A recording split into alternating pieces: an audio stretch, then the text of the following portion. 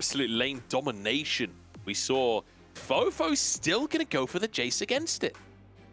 It just seems like they're happy, like they have a style of composition they like going towards. It's something he's looked comfortable on, and honestly, unless he's gonna like change and bring out like, let's say, a niche counter, you know, I think someone early in the split like was still willing to bring out like Lissandra into LeBlanc and like move back to that. It could always be in the cards, but now that you have a Maokai, I wouldn't expect it as much. Of course, this can be a flex down to bot lane, but if it is jungle, you wouldn't expect like double AP mid jungle to come through. Where's the static shift TF at? We saw, I think it was Nisqy played that in LEC.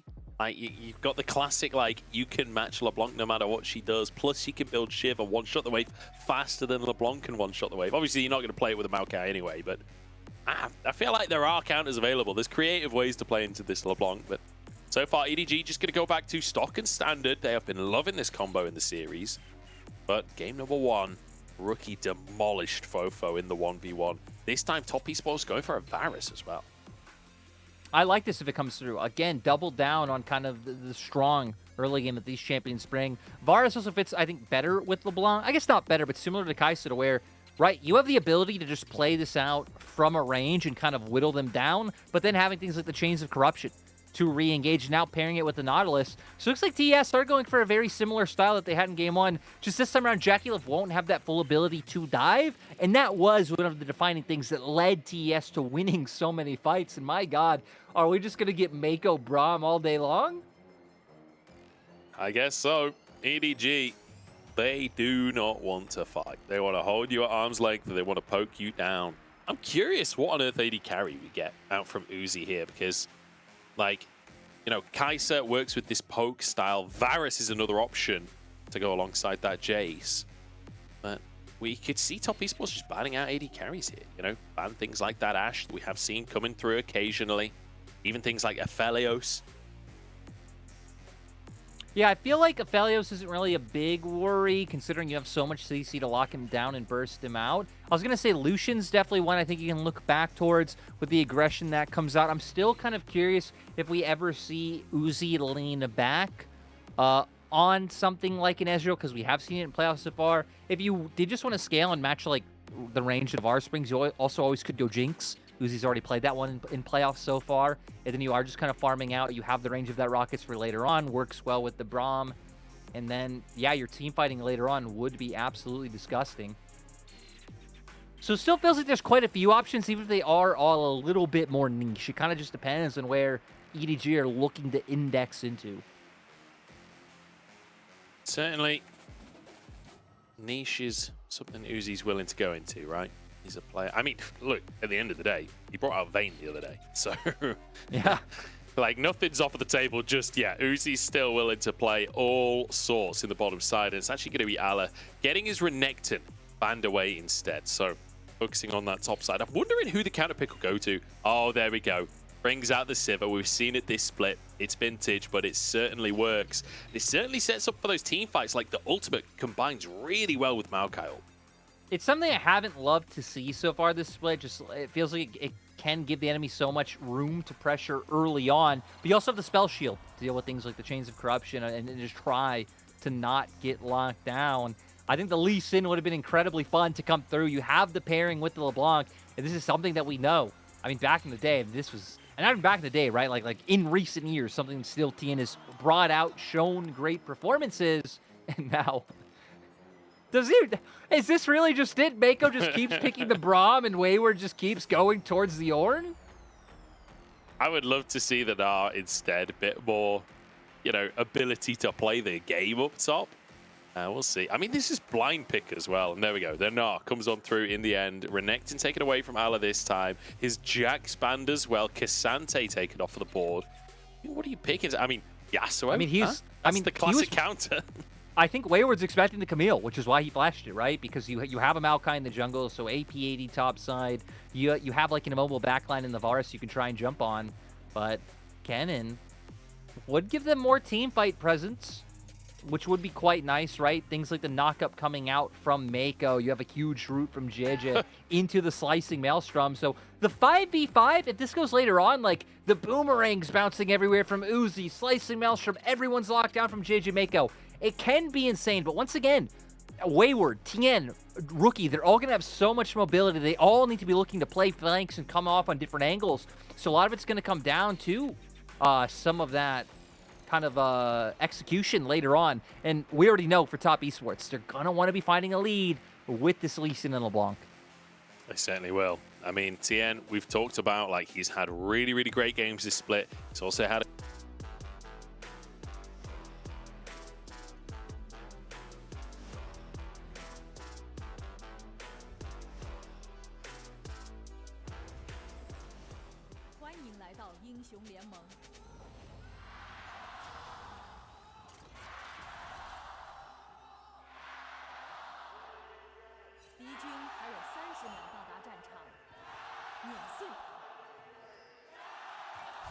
You know, I don't know if EDG's Giles are louder, but their like main cheerleader is definitely louder than the one leading the top esports chants. He is going for it. There's no way he can talk tomorrow. I guarantee. I hope he's drinking hot tea between the games because he's going to need it. A little bit of level 1 shenanigans from top esports in the bottom side, but they won't find anyone. Uzi protecting the jungle. And it does mean that we start off even, which I think top esports maybe just expecting EDG to be aggressive at level 1 because both games so far, they have been aggressive, like getting the flash out from JackeyLove game number 1, using that Braum to try and go for an invade in game number 2. But here in game number 3, EDG play it a little bit safer to start us off. And like we said, Uzi has brought out the Sivir once before this split. It was actually up against Weibo. Did result in a loss, despite the fact that he had like an all-right game on it. Never really got to a point to where it was able to do exactly what it wanted. But in this game, you see EDG went really close-knit, grouped-up team fights where things like that Ricochet are going to get tons of value. But first, they have to make it through this 2v2, which, like we've said, so far in this series, JackeyLove and Mark really have just been getting the better of them. Even this time around, I feel like VAR is definitely bringing some more tools to trade against this Sivir. A lot's going to be down to Meiko and what he's able to do, but Mark has just been so willing to throw out these hooks. Looks like they're kind of poised to hit level 2 first once again. Halo Blades there for JackeyLove as well. This could be lethality Varus, honestly. And it makes sense with how much early game presence this composition has. Lethality Varus certainly great for snowballing. Another hook lands from Mark, and another level 2 spike 1 for top esports. Ignite out from Meiko to try and threaten JackeyLove, but my god, this 2v2 from top esports is just destroying EDG. They seriously have just been so good, so terrifying, which is why, you know, it's going to be exciting to see what other bot lane matchups we get, but Tian trying to make his way around. Ooh. He doesn't know that he was spotted, but they certainly know he's there now. He just goes in onto Jiejie. He's like, look, they're winning the 2v2. I'll win the 1v1. Tian with his own skin on his own champion. Almost went for the dive there. Doesn't commit in the end, but look at this. Already a plate will be taken in the bottom lane for JackeyLove and Mark, who continue to layer the pressure down. Top esports are here to play. Oh, and Tian maybe gonna look for mid. The question is if Rookie's all his cooldowns up. He does. Chain doesn't connect, which means play won't be able to happen. But Munch, I was so scared that Tian was gonna get collapsed on there, that Uzi and Meiko were gonna run up, and then everything was gonna go awry for the Lee Sin. Good for Tian, ends up not being punished. Oh, Meiko's in so much trouble. Flash forced out, heal forced out. That's 2 summoners for nothing. Top esports continue to win out this 2v2, continue to put limitless pressure down. Now Tian toying with the idea of a dive. Uzi and Meiko staying under the tower. They don't have the defensive summoners. The dive kicks off. Uzi flashes out. Meiko low, but his first blood for Uzi here. And JackeyLove just about flashing to safety, but FoFo here to punish as well. It's all gone pear-shaped, and FoFo grabs a double. And the difference being that TP. Rookie just TP'd back to mid lane, so not able to try to answer on the bot lane play. FoFo gets there in time. I guess, hell, even if Rookie did have his right, he could just TP to his own turret at this point in time, so wouldn't have been able to have much of an impact. And now Wayward going to be under some pressure, but that ward there going to protect him for now. EDG pressuring on both the weak side and the strong side. It's like you say, Rookie moving up, but Ala flashes that way with another auto will finish the job. Ala with the solo kill. Tian is having none of it. He finishes the job here, but that's a huge wave that Wayward will miss. Luckily, Rookie gets here in time to pick this one up. We'll see if he makes it back to mid, or if Wayward might even have TP to get there himself. But here, We see the flash come in. Stun initially goes out onto Meiko, it looked like.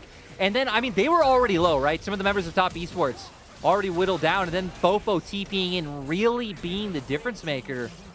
But I don't know if I missaw that, but it looked like the initial CZs from Mark went to Meiko and not onto Uzi. So, I'm not sure, or it might have spell been. shield? I feel like I need a super slow-mo, but yeah, I think he might have spell shielded the route that came out from Mark.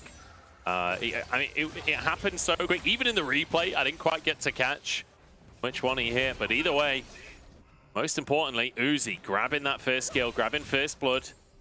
Still slightly behind in CS, still definitely down in the bottom side, but FoFo, a massive benefactor. And after how well this 1v1 went for Rookie in game number 1 in this exact matchup, FoFo having some extra kills early on is huge for EDG. It really is. It's just crazy how things have gone so wrong. Once again, plays top esports are making, coming back to bite them. EDG not necessarily having to be proactive, but just having the perfect reactions to answer whatever TES is going for. Now we're getting to a point where some of these crucial ults are coming online. Ala just picking up his slicing maelstrom, so you know, with Herald less than 2 minutes away, that EDG might be finding a huge impact, sooner than later. What? Mark, what are you doing, man? Will hook himself away to safety. Look, if there's one thing Mark's got, it's confidence. Nobody can say otherwise. Nobody can persuade me that this man does not have the most mojo in the league. He really just doesn't care. Doesn't care about anything. Just limitless swagger. He's got it on tap, honestly. He really does. His facial expression never changes. He don't give a monkeys. It might need to change now, as we okay, I was wondering if Mark would check. Looks like he will. This will be a 3v3. Certainly will. Mark surviving for now. Walks away with his life. Tian gets the Q in, but I don't think this is one he wants to follow. We'll just disengage from both sides here. Jiejie gets his reset denied by JackeyLove. JackeyLove might just go for the hail of arrows into that brush as well. Just try and keep him. Yeah, as long as he wants. Jiejie, like you say, could engage, but JackeyLove playing it very, very safe from a distance here. Tian starting the Drake off. Yeah, I think that's what Jiejie was hoping for, but because he didn't have vision in this brush, he didn't know if Tian was still around, so he didn't want to overcommit onto an engage onto JackeyLove before being sure. Then he gets forced back, so TES gonna at least be able to benefit off this. Is Ala slicing Maelstrom? Oh, no. Not again. Wayward's in so much trouble. Another W, and Auto will do it. And Ala, for the 3rd time this series, solo kills Wayward. And I mean, just having the better top lane performance today. And it's what you'd expect, right? I feel like Ala having the better kind of top lane performance overall this split. And despite throughout his careers, having some ups, having some downs, his tenure on the EDG roster, I feel like it's been one of the best things for his consistent performance. Yeah, he's been looking fantastic this year. And like the permanent Jax bans that have to be thrown out to him at playoffs. And Wayward just disrespecting the potential all-in. Like, just walks into it. He's nowhere close to building up his Narbar. You see Ala not even waiting for his cooldowns to come back up yet. Just pop slicing Maelstrom. That's enough to get the stun down. And then just waiting. Actually, not even having to wait for the final Q. Oh. Just autos him. Tian gets out. Yeah, the passive, I think, was what procced the stun at the end there. Just finished the job. And Ala looking fantastic. I mean, we all know how great Ala's Kennen is. When you think back to that LNG run with Ala on the roster, the Kennen was very much the crux of that, the World Championship. Not again, Munch. Oh, God. The ward comes out in time. He'll walk away this time, but my goodness. I mean, look at the CS advantage that's already built up for Ala with a huge wave under tower as well. I think he's lucky that EDG are respectful, right? And we said that they're a more respectful team. They aren't going to really gamble. Because that was a completely free play for EDG. Sure, he's in Mega Gnar, but no one's around. Problem is, EDG don't know that, right? For all they know, like, Tian can be, like, standing in one of the brushes behind him, allowing for him to push out. It seems like because of that, with Ala not having ulti, they don't even want to risk it. They got the objective, and they're fine just getting the hell out of there. Doesn't matter that FoFo got those 2 kills. Rookie is still putting up monstrous levels of pressure. How do you play against this? Rookie is just so terrifying in lane. FoFo getting absolutely bodied by the LeBlanc once again. And that's with 2 kills in his pockets. He's still 20 CS down. Tian and Mark trying to make a play towards the top side, but they're spotted. Just imagine if he was on Orianna. It'd already be a 200 CS lead, 3 solo kills. It'd be done. Yeah, Rookie's Orianna, truly something special. I always remember that 1v3 play in top lane.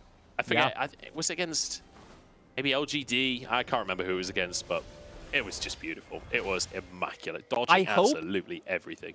I hope if top esports make Worlds, Riot buffs Orianna for Worlds. Oh, like, man, come on. I'm here for it. And people who maybe aren't familiar with Rookie Orianna, they're like, why do you want Orianna back in the meta? No, Rookie Orianna is absolutely built different. Rookie Orianna is the most aggressive, like, alpha laning Chad in the game. It is insane. I think, like, the way to describe it is, like, most people think of Orianna in terms of, like, using her ball as pressure.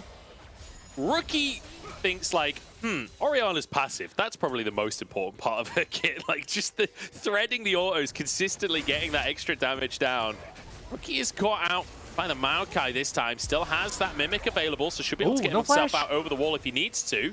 Uzi forced to flash in the meantime, and Meiko has stepped too far forwards here, low on HP. JackeyLove still going. Rookie at the back of the pit as Alla jumps in, and JackeyLove is doomed. Alla is taking over the map, but Wayward looking for an answer as Uzi goes down here, and Rookie still alive. FoFo stunned up and taken down by Tian, even without JackeyLove. Top Esports coming out on top here. Rookie flashes over the wall to try and answer for his jungler. Alla taken down, and Rookie is having none of it. Jiejie forced underneath the tower as Rookie dominates the rift. Rookie and Tian popping off in this fight. Now 2-0-2 on the LeBlanc. He was already winning out in the 1v1 when FoFo was up in kills. Now gonna be able to do so much more. Tian picking up the Gore Drinker off that. And we're gonna see here, the first awkward thing that really sets us off is like, sure, Rookie gets engaged on, but it's Uzi left by his lonesome. Forced to flash immediately. He now, it's going to be very hard for him to re-enter the fray. And then we see Rookie getting some good damage off. Tian waiting for his moment. But at first, it looks like it's going to be top gap munch as Alla gets involved in the fight first. He gets on top of JackeyLove. He can't join in. But then from here on, it's all about Rookie and Tian just taking over with the setup coming through from Wayward. And a crucial bit of redemption there for Wayward as well. Like, really, really impactful fight from him.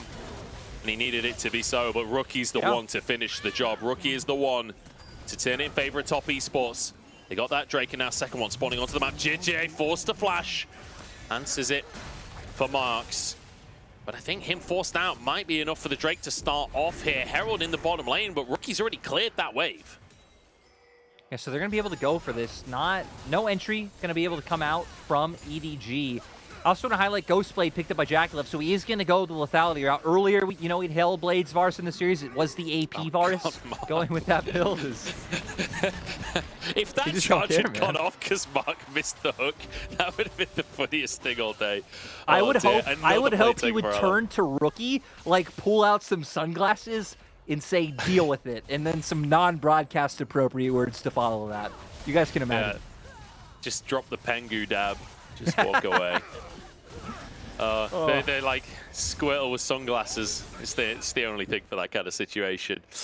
Okay, let's get a recap where we're at in this game right now, because it's been a little bit messy, a little bit chaotic. Top Esports, a minor goal deficit here, as EDG do actually have themselves a lead. But that said, it feels like the gold very much in the right places for Top Esports. We said that this LeBlanc and this Lee Sin needed to take over early, and they are both in phenomenal positions. Rookie and Tian, both on champions that they won their respective world championships with, and dominating this early game. 2 Drakes to work with as well. EDG, it feels like they're the ones with the onus on them to come back in, and Alla leading the charge in that regard. I feel like this game will really come down to the next 10 minutes because Top Esports are definitely going to get outscaled in teamfights this game, right? Like, I mean, you have Lethality Varus coming through, you have a LeBlanc, a Lee Sin, all these things up against what is a great 5v5 from EDG. The thing is, if Top Esports can maintain a lead, they can be on objectives first, and then how do you get into River against Varus and LeBlanc? It's almost impossible. So that's going to come down to this Rift Herald, and then especially around when Baron spawns. If Top Esports can force EDG into like an awkward Baron fight and win off that, it's just their game. But if not, EDG should be able to come back. I mean, hell, not even come back right there. The one's up in gold right now. Yeah, yeah. Doesn't feel like it on the map, though, as Tian and Mark going to dive in onto Jiejie here. The hook comes on through. Ala needs to be the target as he does get his Maelstrom off, but it's only really onto Mark. Low on HP. Can they finish the support off here? The Shuriken lands. And Ala with his 4th kill of the game. Top Esports. Their own plays being their own demise once more. And it's one of those things that's weird, because you look at Rookie split pushing down a bot. Sure, he is TPing to join in, but JackeyLove's alone pushing mid. He has no way of walking either into river, or he'd have to walk like all the way around his jungle to join up in any play or any contest. So I think a bit of a weird play coming out from Top Esports, maybe hoping they could just pick one off quickly enough. Meiko moving forwards towards Tian here, just buying space for Jiejie. I think EDG will get out with this one, but Meiko maybe has been left alone. Ala should be able to get his support out of dodge. Tian won't be able to find anything here. Rookie finishes that tower in the bottom side. And you're right, it feels like discombobulated, doesn't it, from Top Esports? It doesn't feel like they're on the same page as a team right now. No, and it feels similar to game one, that like, you know, Rookie in his mind's like, guys, I'm on the Blanc, I have, you know, static shiv, we also have a Gnar, like, it's split push time, baby, we're 1-3-1-ing. And then, like, I don't know if it's Tian or Mark was like, no, they're doing Herald, we gotta contest, and it's a little bit disconnected, but still at least able to pick up some structures on the map. Is this turret, anytime TS group up, they should be able to break this one down. And to re-go over stakes, whichever team loses here, they are out of playoffs. Next round is double elim, but they still have a shot at Worlds, as all the teams left in playoffs, of course, are at least qualified for a regional gauntlet. JackeyLove. Oh. The bro minion keeping JackeyLove safe. Uzi actually used his ultimate for that as well, but Meiko denied by the enemy minions here, and JackeyLove will be able to just farm up. And one thing Lethality Varus is good for, like, he's probably as good as Static Shiv Varus at just clearing those waves, keeping himself safe. Fantastic in a 1-3-1 composition, right? Because you've got the pressure in top, in bot from Rookie and Wayward, and Varus can just clear away. It's very difficult to siege in the mid lane to answer. I think the problem is, if they do just want to commit to sides, is that Ala should still be in a pretty solid position up against Wayward. So I want to see if EDG invest any more resources into helping him out and kind of expand on this 4-2-1 Kennen, who right now is huge.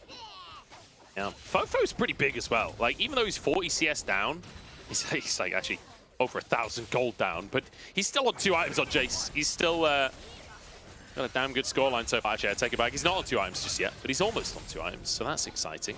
Hopefully, he finishes a second one at some point in this game. Ala was about 2,000 gold above Wayward, so I wonder how much money he's sitting on with, you know, the fact that they're on similar items right now.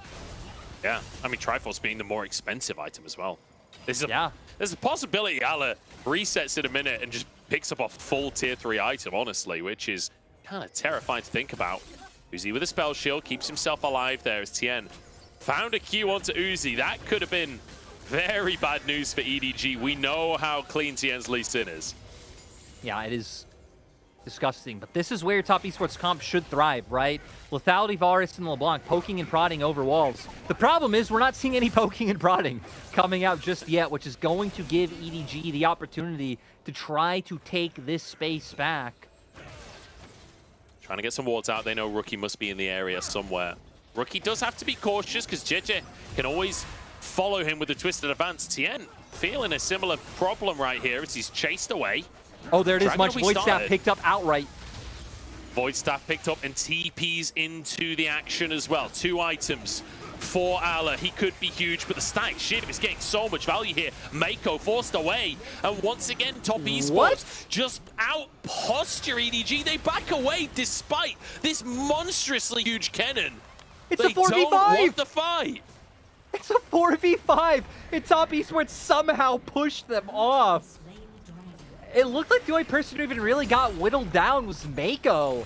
I'm so surprised that EDG... Sorry, go on, finish here. So, wait. For context, during the break, I was telling Munch that that last game felt egregious for me, the Top Esports loss, because of how hesitant EDG have shown that they are all season long. And I think that play was the perfect example. You have a 5v4, you TP'd your Kennen in. Yeah. You don't even, like, just so timid.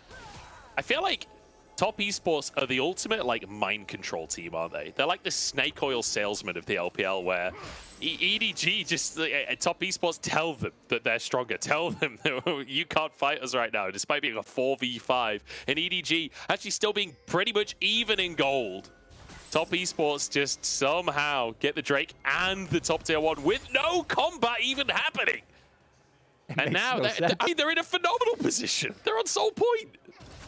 Yeah, I still feel like if this game gets to a point with 5v5s, EDG should be able to look pretty solid, should be able to come out on top. Again, that's kind of pending on things like flanks, on the visions that are there. Like, Top Esports definitely have their opportunities and ways to win fights, but EDG showed in game 1, I think it's a very similar style of kind of everyone sitting on top of your AD carry and your mid laner and running at them as a group. But if EDG are just going to end up giving Top Esports kind of free control on the map, then you take it. Already on soul point at 20 minutes. Yeah. I have to say, Lyric, this series is not giving me confidence for either team against BLG. No, not at all. So far, I'm very much on the BLG hype train for that next round. But whoever gets there, they'll be in the double elim, so they'll have another chance against whoever loses to JDG. Let's be honest. Although Weibo have beaten JDG twice in the year. JackeyLove looking for a chance onto Uzi there, but the spell shield's still alive. That's on the hunt used from Uzi. Basically for nothing. Yeah. And we see that a few times, right? We've seen on the hunt used and not really finding any values. Now, TS actually committed the Chains of Corruption for that. Yeah, Rookie in the meantime just running rings around FoFo and Jiejie. That'll be a tower in the mid lane, surely. JackeyLove should be able to just get a couple of waters in. Uzi's so low, but they do enough to clear the wave, and that's one of the powers of Sivir, right? You're so good at one-shotting those minion waves, protecting towers. It's going to be so annoying to deal with EDG's comp, even if Top Esports end up winning this game, because, I mean, having Jace and the poke from Maokai on one side, having a Sivir to sit in mid lane throughout those ricochets, it's going to be so hard to actually like break down structures when EDG are on the map. Top Esports doing a nice job of forcing Uzi out earlier on. Yeah. And now finally starting to build up a gold lead, even if not much. This game has just been even for so long. You know, a 1K gold lead in any direction makes me happy. Yeah, honestly though, to your point of like how difficult it is to siege into EDG right now, the one thing that like Lethality Virus has always offered is river control, right? Like control of neutral objectives if you can get onto them first. If there's one thing Static Shiv LeBlanc offers, it's control of these neutral objectives. If you can be there first, the poke that comes out can be so oppressive to try and muscle into. And then you've got like potentially Mega Gnar. If Top Esports can set up for a long Baron play and like posture EDG out, which we've consistently seen them posture EDG out over the course of this series, that is their ticket. At that point, Sivir can't clear those waves, and we've now got a Hullbreaker online for Wayward, which I think we all saw coming. That feels like the way forwards for Top Esports. That also does feel like a dangerous game. If we all remember 2020, 2021 Top Esports, they've won and lost a lot of games in that Baron pit. I was going to say, this just indexed them even harder into side laning once again, which I feel like we already should have expected with how they played out through game 1 with the LeBlanc and an Ornn. Like, getting their hands on a Gnar would only make it more evident. Now with Lich playing picked up by Rookie, they're really going to be able to just triple down on this strategy. But Jiejie coming up 29 seconds. Like you said, both LeBlanc and Varus just kind of poke elements do better when they're on objective first and they can not allow you in. But even depending on what side of the map, like, if EDG find their way into Dragon Pit, because they're on blue side, like, both Varus and LeBlanc do a great job of like trying to force their way in and like poke you over the wall, just with how the map is structured. Oh, Ala's been found here, but Rookie just dips on out. Wayward surviving for now, and Mega Gnar flips it around. Was not ready for the damage, and now in the meantime, Chain of Corruption comes on through. A hook to follow it up. JackeyLove could be in trouble though. Hiding behind Mark is the rest of the team. Moves on in. Rookie with the chains, but FoFo's still here, and EDG actually looking okay for now. Wayward getting damage over the wall as FoFo tries to push him away, but Uzi is down. Rookie finds his mark once more. He looks for FoFo next, who gets one answer, but it just won't matter. Top Esports find another fight. Tian looking for Meiko. He falls short, but that'll be soul. Huge fight coming out from TS. I feel like Tian and Mark doing so much in that fight. to be able to just bring everything off of Uzi. Now, gonna be an easy transition into Soul for them. So we get into this play where it starts. We're actually gonna move over to the kill into Ala first, just bringing out some nice damage from Rookie, and then Ala following forward, trying to flash in and take down Rookie. Seems like it ended up being his downfall, but it's here, the part of the fight that I love, because you need to keep your eyes on Mark and Tian. Rookie's going to wrap around. They're going to have multiple angles of threat, but it's going to be here where Mark flashes in. They get the spell shield out, actually from JackeyLove's E, and this gives Tian the opportunity, he knows, to go for this kick flash onto the Sivir. Has nothing up, can't defend it, and then it becomes easy for Top Esports to try to run the other members down, and they at least do find one more on FoFo. So great job by TES to find that fight. Phenomenal stuff. Ala is on the flank against Rookie. He wants that revenge kill from the previous play, but he just loses half of his HP and Rookie walks away. Now, Uzi comes into the play, but Ala has got to be real careful on this one. Uzi could blink back, use that shiv, and he does blink back. In the meantime, Top Esports start the Baron off. They've got the soul, they're feeling confident. Jiejie over the wall. He knows this is going on. Control ward into the pit, but can he really go for a steal here? He's totally alone. The team finally arriving. Reinforcements on the way. 3K on the Baron. DPS has been halted. Jiejie flashes into the pit. Can they burst it down? Yes, they can! EDG find their miracle, but it's at the cost of both Jiejie and Meiko. That's 2 picks. Top Esports can open the map. Still, that's huge for EDG, and I would just want to know where did Tian's ult go? Tian used his ult, but Jiejie is still very clearly staying in the pit, gets the smite, and TES didn't need to fully commit to that once reinforcements were there. They did, and I feel like they're going to pay for it because it just gives stalling power to the side of EDG. So we're going to see here some nice damage coming out. Sapling goes in. Tian, yeah, just ends up getting rooted down. And yeah, I don't see where it went. I'm not sure, but either way, Jiejie honestly has been fantastic across playoffs. Jiejie has had a fantastic few series for himself. Steals the Baron. And you know, we were saying Top Esports will struggle to siege against the Sivir until they get that Baron. Well, they are denied entry to that potential win condition. It's going to be Baron on the side of the Sivir. Although, I must say, JackeyLove is junking now 3 items on that Varus. He Dragon's Raged into the Braum shield. Tried kicking Meiko. It's not ideal. Yeah, sorry, that was gonna bother me if I didn't find out. Well, the more you know. EDG moving into the mid lane here, trying to siege with the Baron, but potential pick onto Jiejie here. Tian slightly short on the Sonic Wave, but he moves in anyway. And Wayward with the triple. Nah, Uzi is found. Jiejie next on the chopping block as Tian goes in. Ala tries to turn it around, but he doesn't have the damage. He's 1v9 in this one. And Meiko will fall. FoFo next. It's a clean ace for Top Esports. Rookie with another triple. They're unstoppable, Lyric. EDG were the ones trying to Baron push down Top Esports base. How does it turn into Top Esports ending the game? Lyric, this entire series is just a case of whoever re-engages, whoever is the one being engaged on will win the fight. Top Esports pushes 2-1. It hadn't been a clean series, but my goodness, they find themselves the advantage once more. That was... Yeah, I'm just going to call it how it is. This series so far is just, again, making me fearful for either of these teams going up against BLG. We're seeing great things. Rookies LeBlanc, my God, you know,